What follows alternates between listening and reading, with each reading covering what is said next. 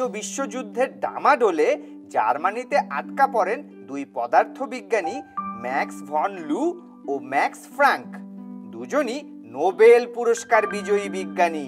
আচ্ছা, হ্যাঁ, তুমি তো বললে নোবেল দেওয়া হয় স্যার আলফ্রেড নোবেলের দেশ সুইডেন থেকে।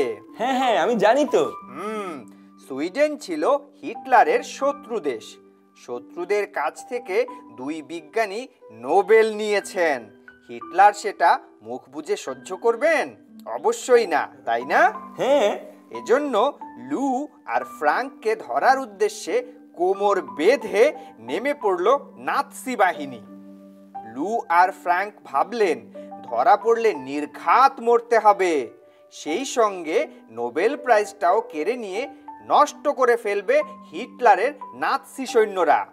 তারা নিজেদের চেয়ে নোবেল প্রাইজ নিয়েই বেশি চিন্তিত হয়ে পড়েন। তারা দুজন প্যাকেটে ভরে মেডেল দুটো পাঠিয়ে দিলেন ডেনমার্কের কোপেনহেগেনে। সেখানে তাদের বন্ধু বিখ্যাত বিজ্ঞানী নিলস বোর বাস করেন। বোর মেডেল দুটো যত্ন করে লুকিয়ে রাখলেন, কিন্তু বেশি দিন নয়, এর মধ্যে ডেনমার্কেও হামলা হয়েছে। যে কোনো সময় বোরের গবেষণাগারেও হামলা চালাতে পারে। তারপর হলো কি, মেডেল দুটো বাঁচানোই মুশকিল হয়ে গেল। বোর প্রথমে ভাবলেন মেডেল দুটো মাটিতে পুঁতে রাখবেন, কিন্তু নাৎসিদের বিশ্বাস নেই, ওরা ঠিক মাটি খুঁড়ে বের করে ফেলবে।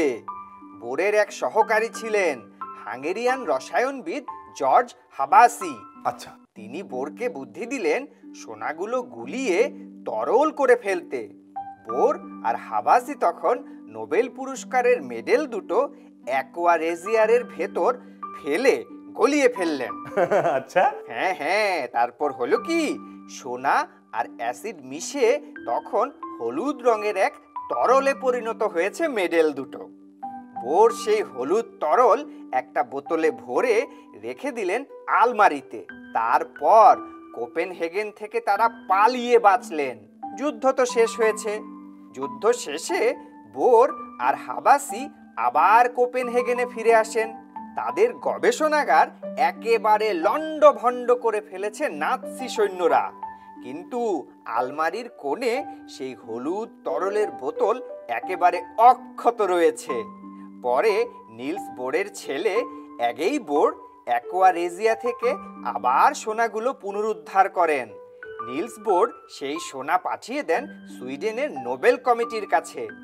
নোবেল কমিটি সেই সোনা দিয়ে আবার দুটো মেডেল তৈরি করে তাতে লু ও ফ্রাঙ্কের নাম লিখে পাঠিয়ে দেয় বোরের কাছে।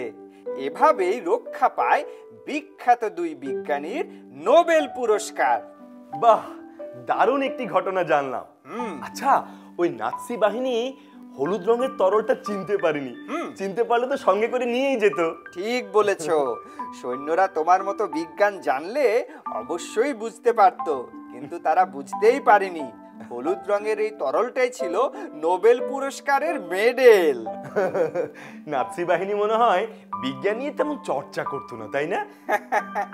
আমরা অনেকেই বিজ্ঞান নিয়ে চর্চা করি না, কিন্তু বিজ্ঞানের বিভিন্ন আবিষ্কৃত সবকিছুই ব্যবহার করি। ঠিকই বলেছো।